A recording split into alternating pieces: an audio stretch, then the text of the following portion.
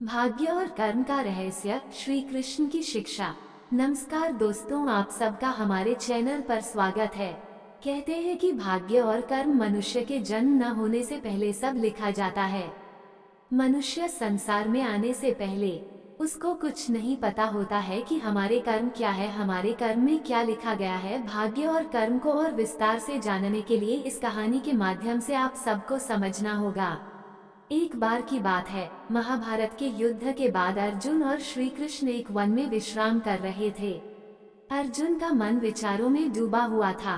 उन्होंने देखा कि संसार में अनेक लोग अपने जीवन में संघर्ष कर रहे हैं, कुछ सफल हो रहे हैं और कुछ असफल। ये देखकर अर्जुन के मन में एक प्रश्न उठा। उन्होंने श्री कृष्ण से पूछा, हे केशव, क्या सचमुच हमारे जीवन का भाग्य पहले से ही लिखा जा चुका है?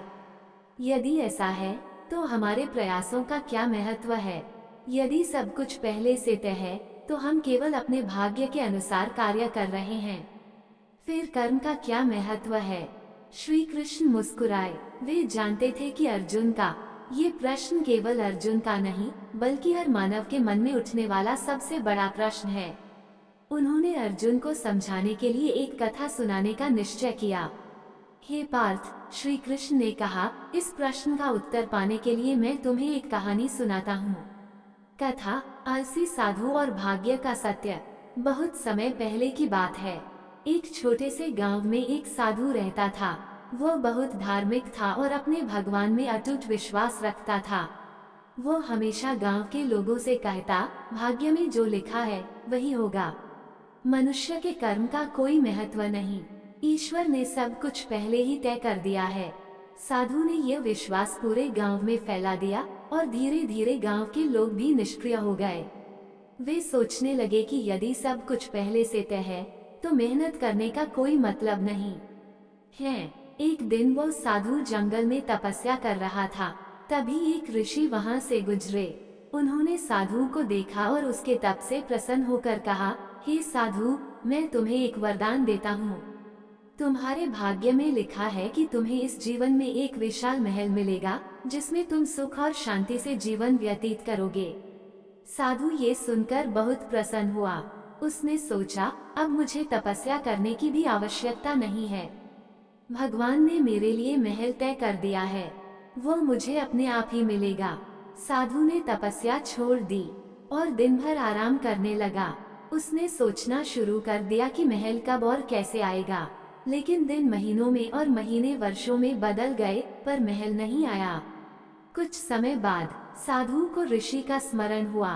वो गुस्से में भरकर उन्हें ढूंढने जंगल में निकल पड़ा।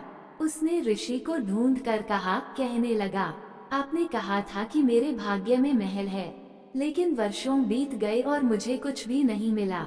आपने मुझसे झूठ क्यों कहा? ऋषि ने मुस्कुराते हुए उत्तर दिया, साधु, महल तुम्हारे भाग्य में था, लेकिन उसे पाने के लिए तुम्हें कर्म करना था।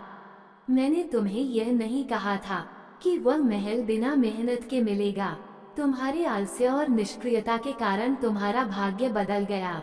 ईश्वर अवसर देता है, लेकिन उसे पाने के लिए कर्म का सहारा लेना पड़ता है। अर्जुन की जिज्ञासा। कहानी समाप्त करते हुए श्री कृष्ण ने अर्जुन की ओर देखा। अर्जुन गहरे विचारों में डूबा हुआ था। वो समझ चुका था कि भाग्य और कर्म का संबंध कितना गहरा है। हे पार्थ, श्री कृष्ण बोले, इस संसार में भाग्य और कर्म एक ही सिक्के के दो पहलू हैं। भाग्य तुम्हारे पिछले कर्मों का परिणाम है और वर्तमान कर्म तुम्हारे भविष्य का भाग्य बनाएंगे। यदि कोई व्यक्ति केवल भाग्य के भरोसे बैठा रहे तो वह अपने जीवन के सुनहरे अवसर खो देता है। लेकिन मधुसूदन, अर्जुन ने पूछा, क्या ऐसा हो सकता है कि हम केवल कर्म से अपने भाग्य को पूरी तरह बदल दें? श्री कृष्ण ने उत्तर दिया, भाग्य को बदलने का सामर्थ्य केवल कर्म में है। याद रखो, कर्म का फल निश्चित है। यदि तुम सत्य, निष्ठा और समर्पण के साथ कर्म करोगे तो तुम्हारा भाग्य भी उसी दिशा में परिवर्तित हो जाएगा। लेकिन यदि तुम आलस्य में पड़े रहोगे तो भाग्य भी निष्क्रिय हो जाएगा। कर्म का महत्व। अर्जुन ने सिर झुकाकर कहा, हे केशव, अब मैं समझ गया कि केवल भाग्य पर निर्भर रहना मूर्खता है। सच्चा योद्धा वह है जो अपने कर्मों के द्वारा अपने भाग्य को स्वयं आकार देता है। श्री कृष्ण ने मुस्कुराते हुए कहा, यही जीवन का सत्य है पार्थ। ये संसार कर्म प्रधान है। भाग्य केवल तुम्हारे कर्मों का परिणाम है, इसलिए कभी भी कर्म करना मत छोड़ो। यही गीता का मुख्य संदेश है। अर्जुन ने श्री कृष्ण को धन्यवाद दिया और अपने जीवन में इस शिक्षा को आत्मसात करने का संकल्प लिया। कथा का संदेश। ये कथा हमें सिखाती है कि भाग्य और कर्म का संतुलन जीवन को सही दिशा में ले जाता है। भाग्य हमें अवसर प्रदान करता है, लेकिन उसे साकार करने के लिए कर्म आवश्यक है। यदि हम आलस्य को त्याग कर निरंतर प्रयास करेंगे तो हमारा भाग्य भी हमारे अनुकूल बन जाएगा। कर्म ही वह शक्ति है जो हमारी नियति को बदलने की सामर्थ्य रखती है। दोस्तों, ये वीडियो स्टोरी अच्छा लगा हो तो लाइक शेयर सब्सक्राइब जरूर करें। धन्यवाद।